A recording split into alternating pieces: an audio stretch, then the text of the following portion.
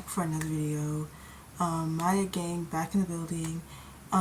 If you guys are new, like and subscribe, but if you guys are back, welcome. But we are here for part 2 of the last story that we did. And all I would like to say to it is that it did say in the beginning, I have no shade to all of them. I love all of them. I have good feelings for them, and I hope they still do well. But one thing I am going to say to all this is how I feel like my friendships with most of them took a turn for the worst. And it's like, I'm not about to keep sitting here wasting my time trying to fix relationships when I can be gaining new ones. Because in my world, I do this thing where there's a door.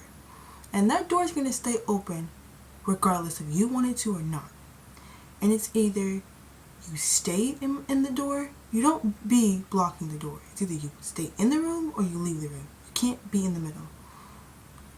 Once you leave the room, your door is shut. Because once someone leaves my room, your door shuts and that door is open for a whole new person. So I had to shut my door for a lot of my friends I did not want to. We're going to call her KK. I didn't want to shut my door for KK because I felt like KK was a good person. I knew KK since 6th grade, and I didn't want to shut my door for KK. I loved KK. I wanted KK to stay. But for me, KK could not stay because of a lot of situations that happened and a lot of back talk. And in my last video, we talked about Jay. Jay, I feel like he's over here playing both sides. He is on my side, but he's also on KK and them side. Because Jay will tell KK and them one thing and then come back and tell me another thing. And he will tell them, sometimes Jay will tell them false information that I did not say to get them to curse me out. And I'm not about to sit here and curse them back out. I'm not about to do that because that's wasting time and I don't have energy for that. So I didn't.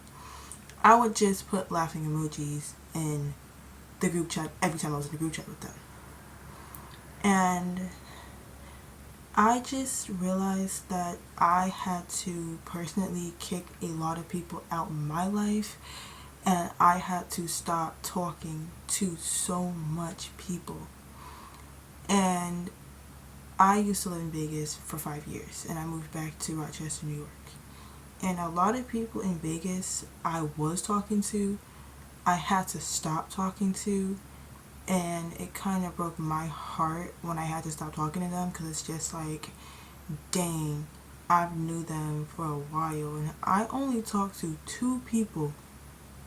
I'm not going to yell at their names. We're going to call her C, and we're going to call her Michaela. C, I talk to here and there. I have her TikTok and her Snapchat. I talk to here and there. K, I talk to K all the time. Me and K talk 24/7. She's like my girl best friend. We always talk. But those are the only 2 people out of everybody else I talk to in Vegas. And I do wish the best for all of them. I don't wish any harm, honestly. And me and Jay, our friendship and relationship went wrong. All I'm gonna say is we did like each other at one point, and we met and we started talking, and everything took a turn. We met through our friend, one of our friends from Vegas. We never knew. We met through one of our friends from Vegas, and I didn't know and he didn't know that the friend that we met from was both of our exes. She was a girl, and I used to date her in middle school, but I never knew that she was my ex. I never knew she was his ex, and he never knew she was my ex. And they had broke up before me and him even got together. And when we got together, it was weird, but we thought she was going to be mad, but she wasn't really mad at the situation. and we started dating. At first, it was going cool, good. We used to play video games all the time. It was going good at first. Until, we're just gonna call her Hope. Until he met Hope. Once he met Hope, that's when the relationship just went to a turn. And that was my fault for him meeting Hope. That was my fault because I should never have them do that, but I did. Anyways, that took a turn and I should not have that happen. I had did a memory prank on Jay and Hope was helping me.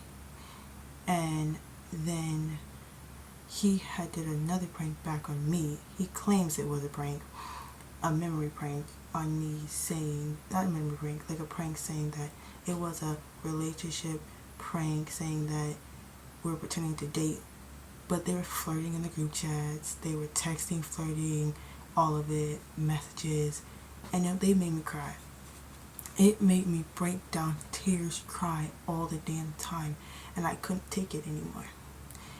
I couldn't take it, and there was just a lot of shit that happened to do that, and I'm over it now, but just to go through that was a lot to deal with as a person, and I couldn't just hold that all in and act like I was okay knowing I wasn't. And now that I'm over it now, I just like, that's crazy for you to tell me that it was a prank. At first, I didn't believe it was a prank, and I kind of still don't. But I only went along with it because I didn't want to deal with the arguments and the going back and forth.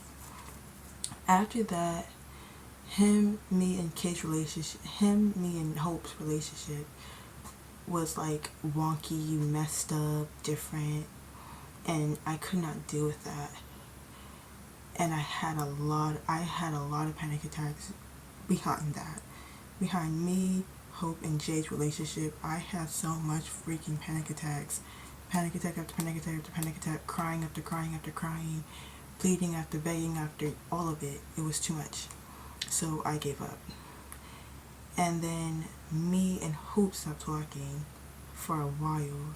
And then me and Jay were talking, but it was like argument after argument after argument after argument after argument, back and forth, and it was just getting toxic. Our relationship, I ain't gonna lie, was never toxic before, but now it's toxic, and I couldn't deal with it. And supposedly, he was my supposedly guy best friend, but I didn't like have any problems with him supposedly being my guy best friend, talking about he was there. I don't have Instagram no more because I got that situation, got something, but I don't have Instagram. So he would go on Instagram and he would go live talking shit about me on Instagram, and he would rat me out and supposedly say I said stuff to him about a bunch of shit that I know I did not say, but he said I supposedly said shit. Supposedly said stuff or whatever the case might be. He said I said a lot of stuff that I didn't say, I did not say. And he would go on TikTok, he would post about it, he would tell his friends about it, and it was just too much for me. So I just didn't care and just gave up. Whatever. And we still do talk here and there, but not all the time no more. And I got to the point where I couldn't do it, and I blocked him.